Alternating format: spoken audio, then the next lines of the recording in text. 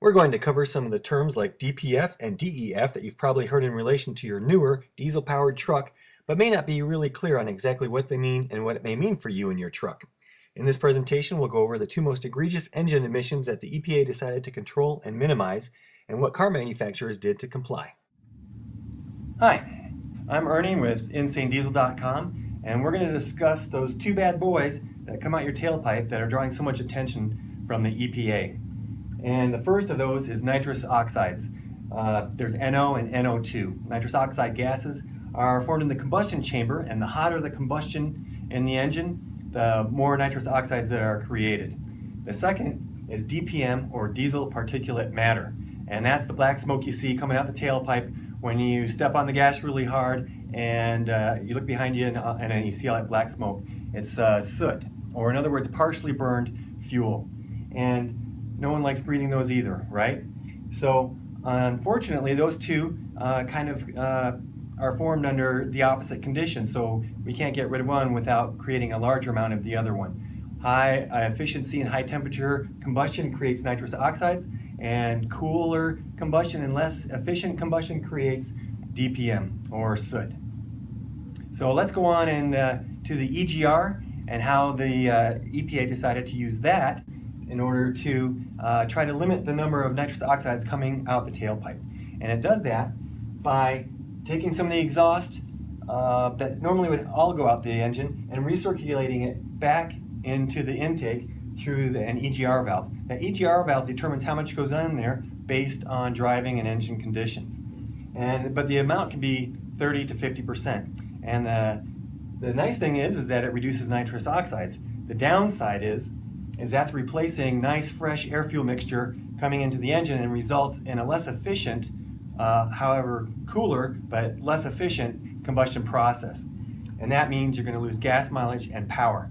Also, even though we're dropping nitrous oxides, having a less efficient combustion means more fuel goes out unburned, and that is DPM, or soot.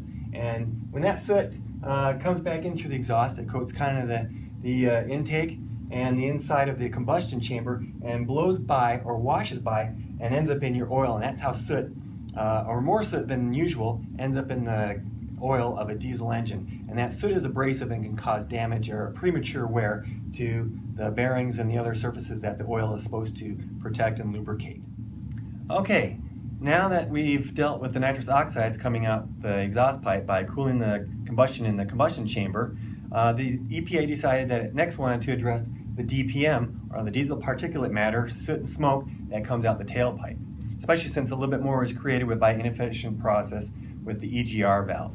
And so we come to our next set of acronyms, the DPF, and the DPF is the diesel particulate filter. And it kind of looks like a muffler. It's about the same size and shape, but it's a very fine filter. And that soot and exhaust smoke that's coming out of the engine is caught in a screen that filters down to 1 micron, so very fine. And that works really good for a short while. At some point, however, the gooky soot starts plugging up the DPF, and that causes a little back pressure to the engine and causes it to run a little efficiency, and that triggers the computer to go into regen mode, or regeneration. And for regeneration, we got to bring that DPF up to about 1100 degrees, about 600 degrees Celsius. And to do that, one thing that car manufacturers came up with was to dump fuel into the combustion chamber, but after the normal combustion had already taken place. So it wasn't fuel that went actually into providing more power for the engine. It was fuel simply meant to provide heat and bring this DPF up to that temperature necessary to burn off the rest of that diesel particulate matter and have a cleaner exhaust. Now the problem with regen mode is it requires high RPMs, and that works good if you're going down the highway. But if you're just driving around town and the regen mode kicks in, through stopping and starting, it may not be able to complete the regen process. And that becomes problematic if that happens a lot, because it starts to plug this up and it doesn't get burned out. Again, that provides back pressure to the engine, makes the combustion less efficient, drops power and gas mileage. And plus, that fuel that's being dumped in there doesn't go to moving the car forward anyways. It just goes to creating heat, and that can really drop your gas mileage down. But the problem comes when this is not completely cleaned out several times when it wants to be or needs to be, and it becomes plugged. And at that point, the engine performance really gets shut down, and the options are to take it off and get it cleaned, which is very expensive, or to replace it, which is even more expensive. It's like upwards of $8,000 sometimes to replace these things. In these devices, we're using precious metals such as palladium and platinum, so they can become quite expensive. All right, and so again, very often this soot causes a back pressure, and that causes the exhaust gases to not be fully purged from the combustion chamber, and that soot is then again ending up in your oil, and it's becoming quite a serious issue with the amount of soot that is ending up in the oil. And one of the issues is, of course, the soot is an abrasive, and it's damaging to the engine bearings and to the camshaft and the lifters and so forth, but also that the oil ports and the oil orifices that feed the bearings are in the newer engines quite small, and that soot can plug those up. Also, some of that fuel that's being dumped in there after the initial combustion has taken place is also being partially burned and creating more soot in there, adding soot to the soot that's in the oil. And some of that fuel is actually not being burned at all and is washing away the oil film that protects and lubricates the piston when it's going up and down in the cylinder, and it's causing premature wear in the cylinder walls. And then that oil, or that fuel, continues to end up in the oil, and it gets into the bearings and replaces the oil that should be lubricating the bearings. And what we're finding is that it is causing catastrophic engine failure by destroying the bearings. So it's very important that this stay in as good condition as possible. And we're also going to show you another way that we can radically reduce the damage that potentially can happen from the use of the DPF. The goal to reduce diesel particulate material coming out the tailpipe has been met, but it comes sometimes at quite a significant cost to your engine.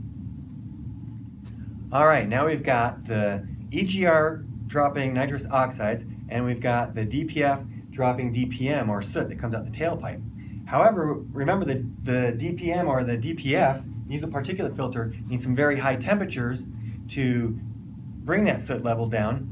And remember, high temperatures create nitrous oxides. So the EPA decided then, in 2010, that it was time to work on those nitrous oxides again. And the levels for nitrous oxides were lowered, and the car manufacturers had to come up with a way to make that happen. And here's what they came up with. It's called, as you can see, our next acronym is the SCR, Selective Catalytic Reduction. And so that is another muffler-shaped device that's put into the exhaust system, and it works in conjunction with DEF, which is diesel exhaust fluid. And so how that works is DEF, diesel exhaust fluid, is basically ammonia. That's going to be your chemically expressed NH3. And this also is computer controlled, and what it does is it sends that DPF down a line and injects it into the SCR, the Selective Catalytic Reducer. And the NH3, the ammonia, combines with the NOx from the engine, NOx, and out the tailpipe comes some nice harmless water and nitrogen. Those are things we normally breathe in the air, and everybody's happy when that happens, right?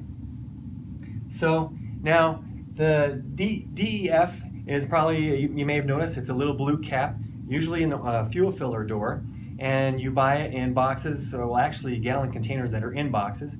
And it's essential that you keep that DEF fluid up past a certain level. When it starts getting low, it'll put a little warning light on your dash. And if you continue to drive and that runs out, then the computer will put the engine into limp mode, and you'll only be able to go about 5 miles per hour. And then if you turn it off, sometimes it won't even restart until you fill that fluid back up. Now, another issue we're finding with that fluid is it can be contaminated, or if it sits for a couple of months, it can crystallize, and then it won't be able to be injected and the truck won't start. And it doesn't look like there's any reason for that to happen because there is fluid in there.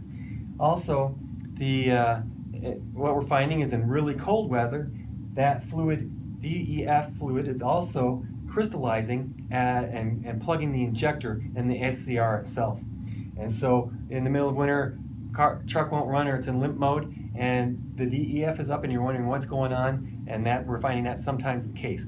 But overall, that's a relatively minor thing, and the use of the DEF and the SCR has actually turned out to be a really good thing, because what we can do is not rely so much on the EGR to control nitrous oxides because it's being controlled afterwards. And that means that we can take the temperature and the efficiency of the combustion chamber and the combustion process and bring it back up. So we can run that engine the way it was intended to be run.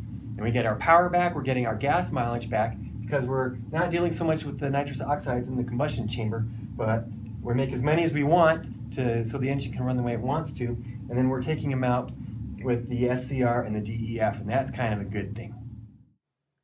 So hopefully now you have a better understanding of how emissions are controlled in the modern diesel engine and how it affects you as the owner of such an awesome vehicle. You've also seen how cleaning up emissions can come at a significant cost to you and your engine. InsaneDiesel.com would like to recommend some absolutely essential things to do if you want to protect your engine from the detrimental effects of EGR, DPF, Regen mode, and just regular combustion. The first thing you want to do is get a bypass filter. Your stock filter needs to pass oil at a high volume and high pressure through to the moving parts of your engine. Unfortunately, that means it cannot fine filter out contaminants and abrasives like soot. As a result, your engine gets dirtier and dirtier as you drive, prematurely wearing out your engine. A bypass filter is the only way to get that damaging soot out of your oil, and One World filter is the best. It filters down to 1 micron, more than 10 times more effective than your stock filter. That means you will actually be driving around with constantly clean oil, and that can radically increase the life of your engine. One World filter also has a capacity 400 times greater than your stock filter. That means you can go up to a year or 20,000 miles with clean oil before a change is needed. This is a real game changer. No other filter is better. One World filter has been shown in many cases to keep your oil technically cleaner than new oil. It's that amazing. Next is One World fuel treatment. This fuel additive facilitates a more consistent and efficient combustion. It also has an upper cylinder lubricating quality to help protect piston cylinder walls. A more efficient combustion means better gas mileage and less soot, potentially reducing regen mode in the DPF by up to 75% or more, saving costly repairs or replacement of the DPF, jumping gas mileage by up to 10% or more. Last, but certainly not least, One World engine treatment is technically a metal modifier and utilizes an X1R proprietary tungsten disulfide formula that nanobonds with the metal surfaces in your engine. It actually impregnates the metal, creating a super hardened surface that is also highly lubricating. That can protect your cylinder walls from wear due to DPF, regen mode, as well as the bearings when soot and raw fuel get into your oil. It repairs some friction damage and protects your engine from cold starts. It can increase engine life by up to 47%. Thank you so much for listening.